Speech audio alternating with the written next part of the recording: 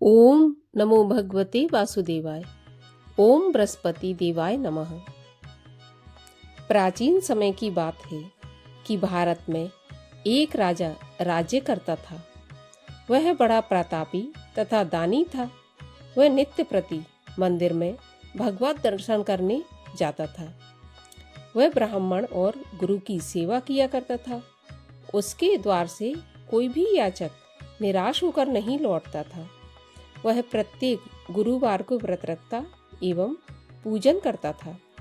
हर दिन गरीबों की सहायता करता था, परंतु यह सब बातें उसकी रानी को अच्छी नहीं लगती थी। वह न किसी को दान देती और न ही व्रत करती। राजा को भी वो दान देने से मना किया करती थी। एक समय की बात है कि राजा शिकार खेलने वन को चले गए। घर पर रानी और दासी थी। उस समय गुरु बृहस्पति साधु का रूप धारण कर राजा के दरवाजे पर भिक्षा मांगने आए। साधु ने रानी से भिक्षा मांगी तो वह कहने लगी कि हे साधु महाराज, मैं इस दान पुण्य से तंग आ गई हूँ। इस कार्य के लिए तो मेरे पति देव ही बहुत हैं।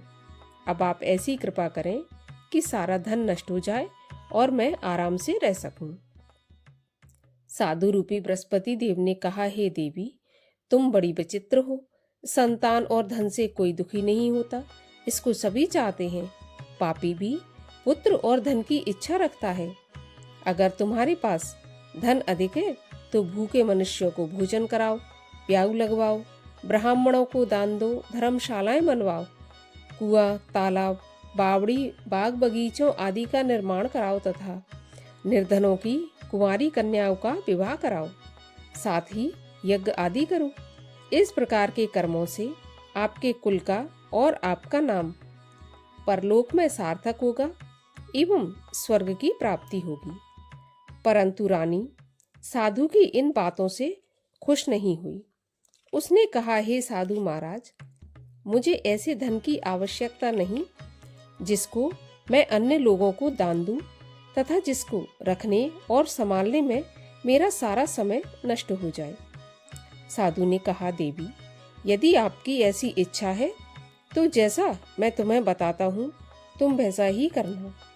बृहस्पतिवार के दिन घर को गोबर से लीपना, अपने बालों को पीली मिट्टी से धोना, केशों को धोते समय स्नान करना, राजा से कहना वह हजामत करवाए, भोजन में मांस मदिरा खाना, कपड़ा धोबी के यहाँ धुलने डालना।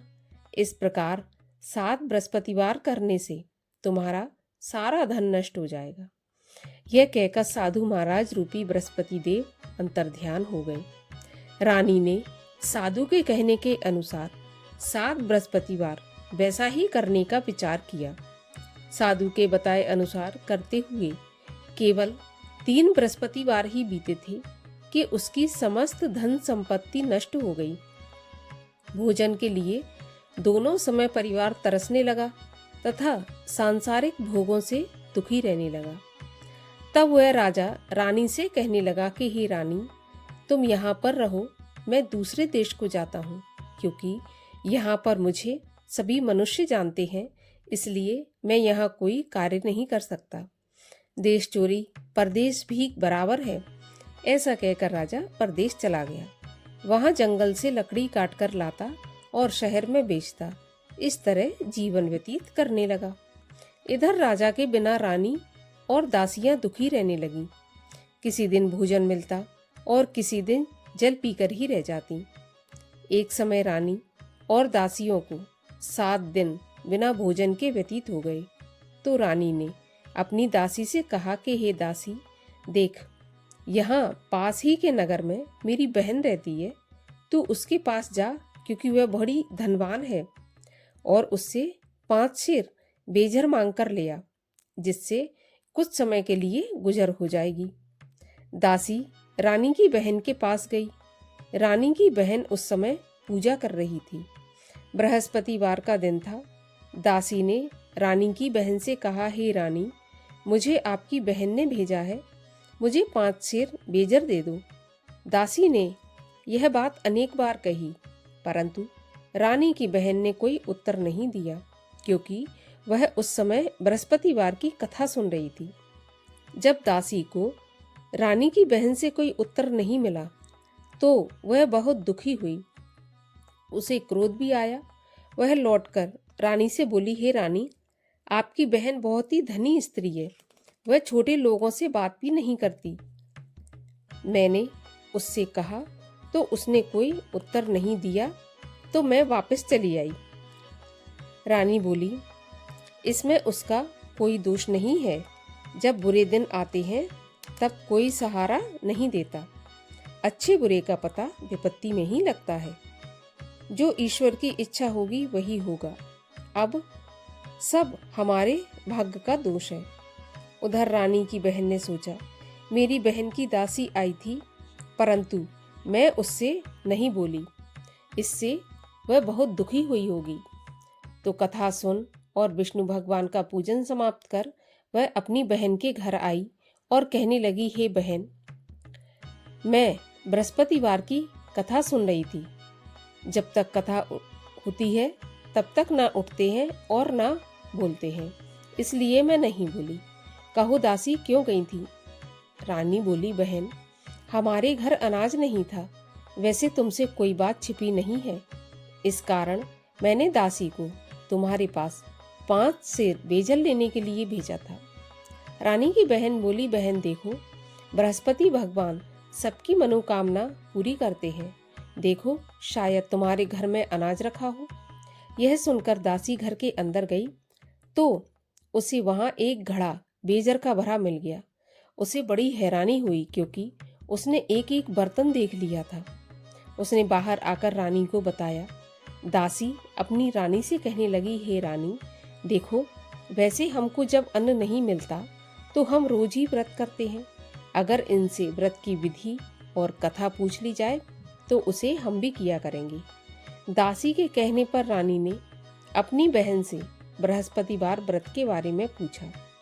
उसकी बहन ने बताया, बृहस्पतिवार के व्रत में चने की दाल और मुनक्का से विष्णु भगवान का केले की जड़ में पूजन करें तथा दीपक जलावें, पीला भोजन करें, कथा सुने।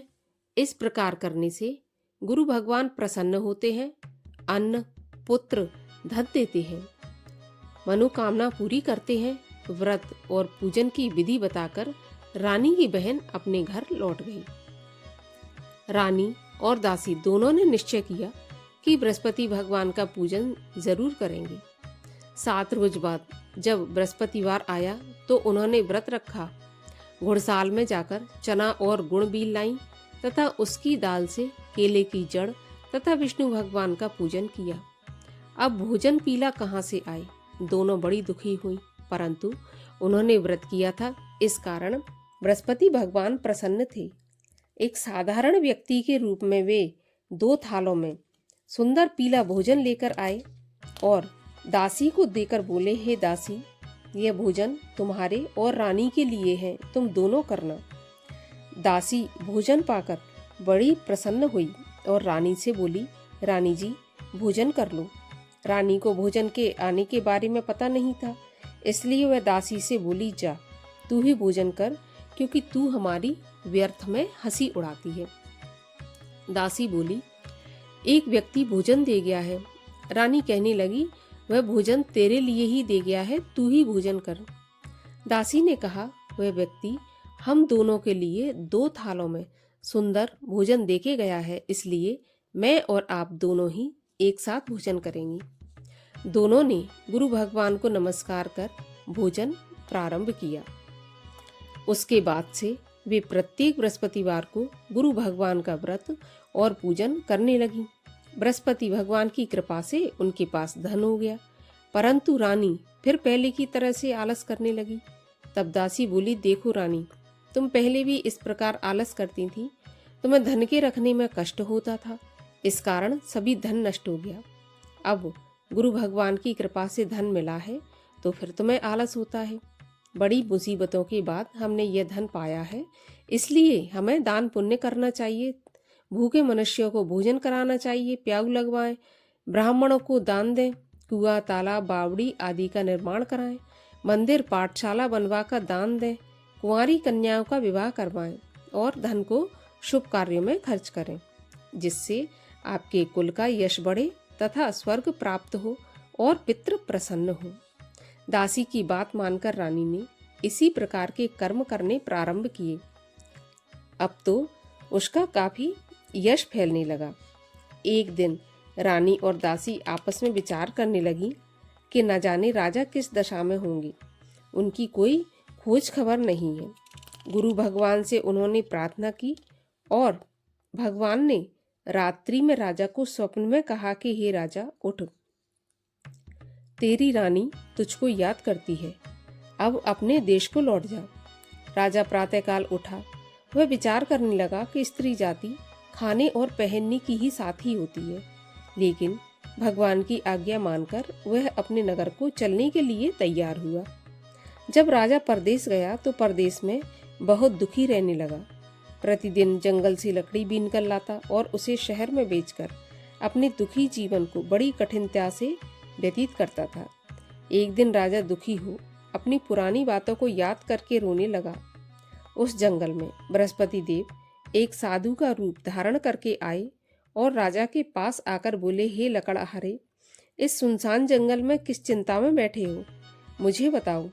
यह सुन राजा के नेत्रों में जल भर आया और साधु की वंदना करके बोला, हे प्रभु, आप सब कुछ जानने वाले हैं। इतना कहकर राजा ने साधु को अपनी संपूर्ण कहानी सुना दी। महात्मा दयालु होते हैं। वे राजा से बोले, हे राजा, तुम्हारी पत्नी ने बृहस्पति देव के प्रति अपराध किया था, जिसके कारण तुम्हारी यह दशा हुई। अब तुम किसी बात की चिंता मत करो, भगवान तुम्हें पहले से अधिक धन देंगे।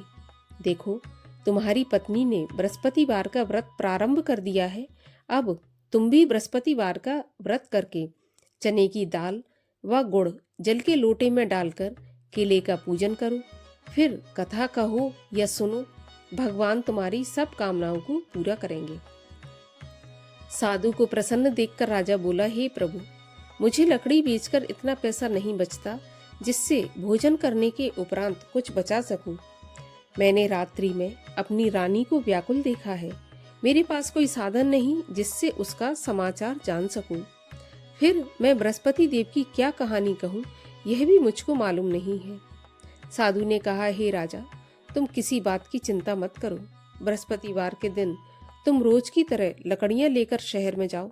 तुम्हें रोज से दुगना धन प्राप्त होगा, जिससे तुम भली भांति भोजन कर लोगे तथा बृहस्पति देव की पूजा का सामान भी आ जाएगा।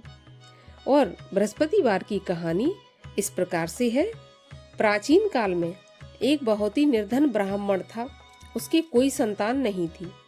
वह नित्य पूजा पाठ करता, परंतु उसकी स्त्री बहुत मलिनता के साथ रहती थी।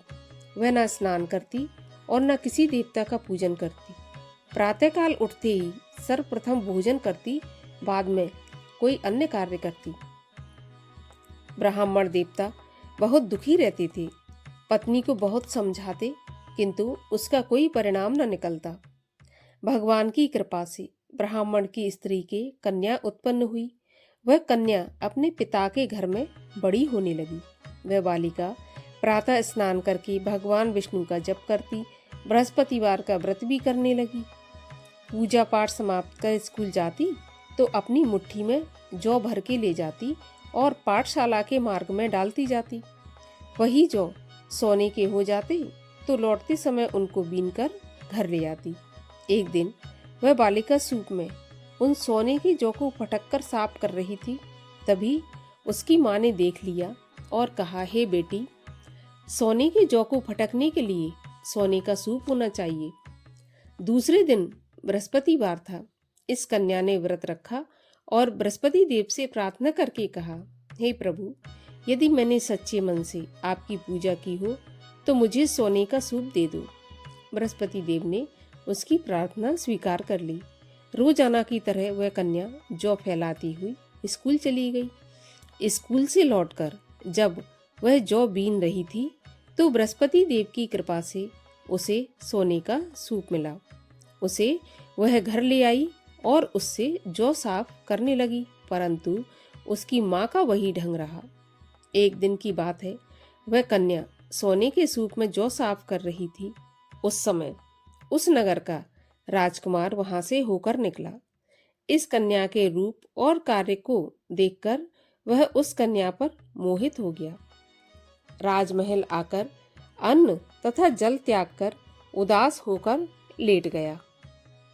राजा को जब राजकुमार द्वारा अन्न जल त्यागने का समाचार ज्ञात हुआ तो अपने मंत्रियों के साथ वह अपने पुत्र के पास गए और बोले, हे बेटा, तुम्हें किस बात का कष्ट है? किसी ने अपमान किया है अथवा कोई और कारण हो तो मुझे बताओ, मैं वही करूंगा जिससे तुम्हें प्रसन्नता हो।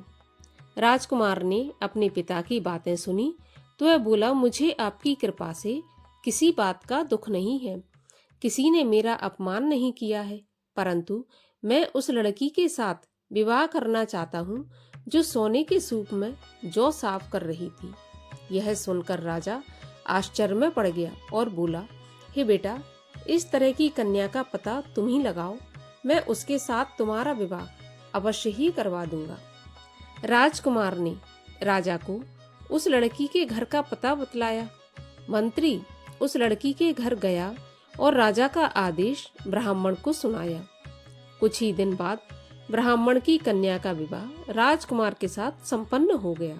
कन्या के घर से जाते ही उस ब्राह्मण देवता के घर में पहले की भांति गरीबी का निवास हो गया। अब भोजन के लिए भी अन्न बड़ी मुश्किल से मिलता था। एक दिन दुखी होकर ब्राह्मण देवता अपनी पुत्री से मिलने गए। बेटी ने पिता की दुखी अवस्था को देखा और अपनी माँ का समाचार पूछा। ब्राह्मण ने सभी हाल कन्या से कह दिया। कन्या ने बहुत सा धन देकर अपने पिता को विदा कर दिया। इस तरह ब्राह्मण का कुछ समय सुखपूर्वक व्यतीत हुआ, लेकिन कुछ दिन बाद फिर वही हाल हो गया। ब्राह्मण फिर अपनी कन्या के गया और सभी हाल कहा तो पुत्री बोली, हे पिताजी, आप माता जी को यहाँ लिवा लाओ, मैं उन्हें विधि बता दूंगी जिससे गरीबी दूर हो जाए। ब्राह्मण देवता अपनी स्त्री को साथ लेकर राजमहल अपनी पुत्री के पास पहुंचे तो पुत्री अपनी माँ को समझाने लगी, हे माँ, तुम प्रातःकाल उठकर प्रथम स्नान आदि करके भगवान विष्णु का पूजन करो तो सब दरिद्रता दूर हो जाएगी। परंतु उसकी माँ ने उसकी एक भी बात नहीं मानी। वह प्रातःकाल उठकर अपनी पुत्री का बचा जूठन खा लेती थी। एक दिन उसकी पुत्री को बहुत गुस्सा आया। उसने एक रात को कोठरी से सारा सामान निकाल दिया और अपनी माँ को उसमें बंद कर दिया।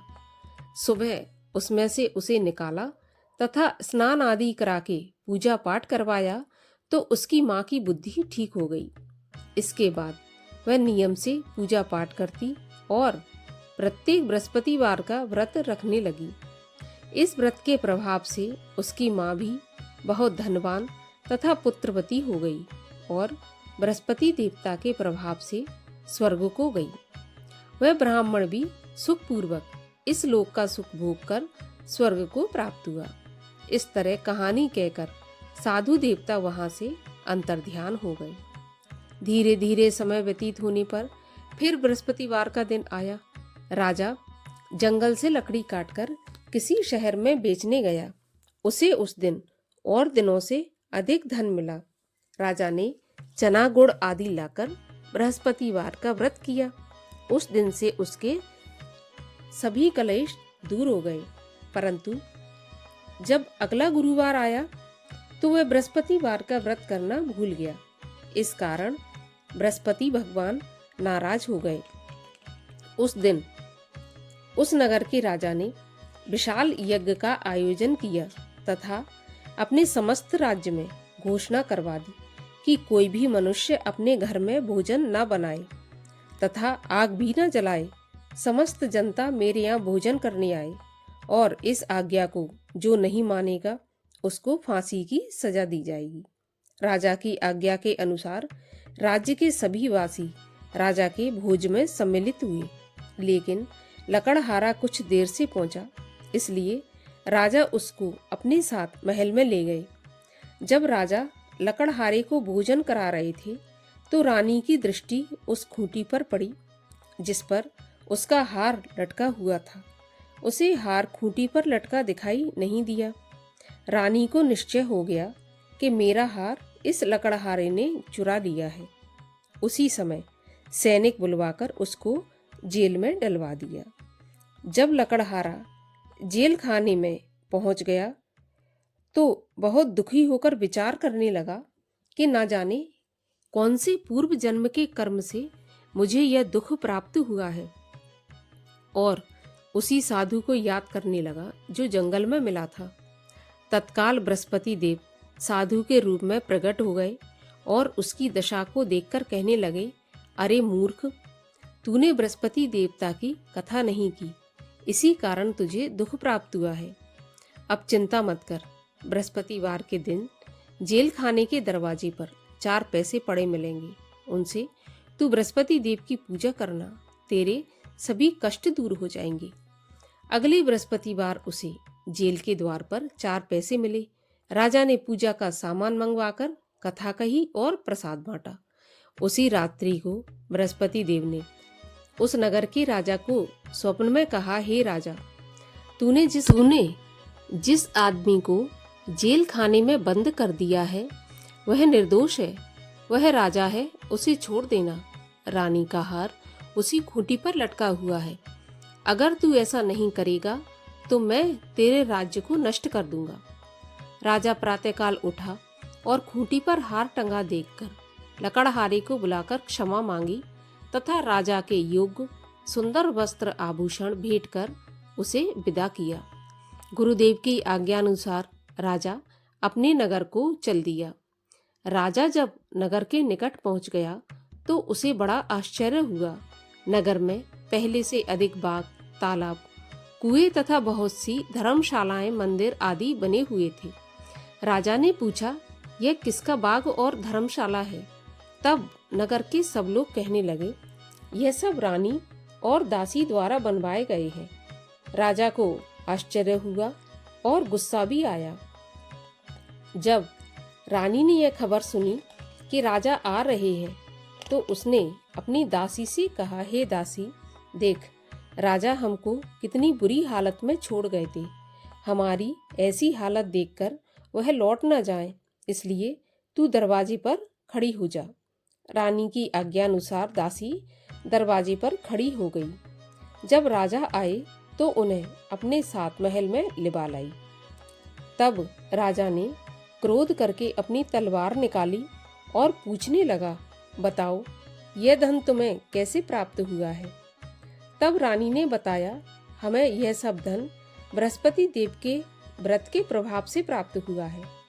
राजा ने निश्चय किया कि 7 रोज बाद तो सभी बृहस्पति देव का पूजन करते हैं, परंतु मैं रोजाना दिन में 3 बार कथा कहा करूंगा तथा रोज व्रत किया करूंगा। अब हर समय राजा के दुपट्टे में चने की दाल बंधी रहती तथा दिन में 3 बार कथा कहता।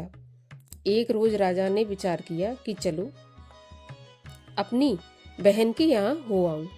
इस तरह निश्चय कर राजा घोड़े पर सवार हो अपनी बहन के यहाँ चल दिया। मार्ग में उसने देखा कि कुछ आदमी एक मुर्दे को लिए जा रहे हैं। उन्हें रोककर राजा कहने लगा, अरे भाइयों, मेरी बृहस्पति देव की कथा सुन लो। वे बोले, लो, हमारा तो आदमी मर गया, इसको अपनी कथा की पड़ी है। परंतु कुछ आदमी बोले, अच्छा कहो, हम तुम्हारी कथा सुनेंगे। राजा ने दाल निकाली और कथा कहनी शुरू कर दी। जब कथा आधी हुई तो मुर्दा हिलने लगा और जब कथा समाप्त हुई तो राम राम करके मुर्दा उठकर खड़ा हो गया। राजा आगे बढ़ा। चलते चलते उसे शाम हो गई। आगे मार्ग में उसे एक किसान खेत में हल चलाता मिला। राजा उससे बोला, अरे भैया, तुम मेरी बृहस्पतिवार की कथा सुन लो। किसान बोला, जब तक मैं तेरी कथा सुनूंगा तब तक 4 हरैया जोत लूंगा। जा अपनी कथा किसी और को सुनाना। राजा आगे चलने लगा।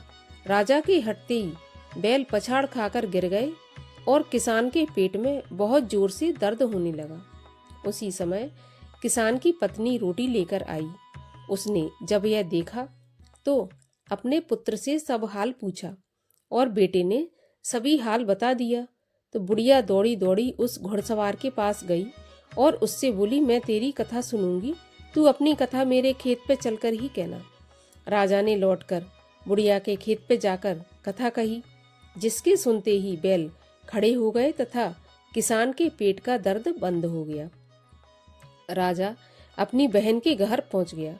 बहन ने भाई की खूब मेहमानी की। दूसरे रोज प्रातःकाल राजा जगा तो वह देखने लगा कि सब लोग भोजन कर रहे हैं। राजा ने अपनी बहन से पूछा कि ऐसा कोई मनुष्य है जिसने भोजन नहीं किया हो, जो मेरी बृहस्पतिवार की कथा सुन ले। तो बहन बोली, भैया यह देश ऐसा ही है, पहले यहाँ के लोग भोजन करते हैं, बाद में अन्य काम करते हैं। अगर कोई पड़ोस में हो तो मैं देख कर आती हूँ। ऐसा कहकर बहन देखने चली, परंतु उसे कोई भी ऐसा व्यक्ति नहीं मिला जिसने भोजन नहीं किया हो। वह एक कुम्हार के घर गई जिसका लड़का बीमार था। उसे मालूम हुआ कि उसके यहाँ 3 दिन से किसी ने भोजन नहीं किया। रानी ने अपने भाई की कथा सुनने के लिए कुम्हार से कहा तो वह तैयार हो गया। राजा ने जाकर बृहस्पतिवार की कथा कही, जिसको सुनकर उसका लड़का ठीक हो गया। अब तो राजा की प्रशंसा होने लगी। एक दिन राजा ने अपनी बहन से कहा, हे बहन, हम अपने घर को जाएंगे, तुम भी तैयार हो जाओ।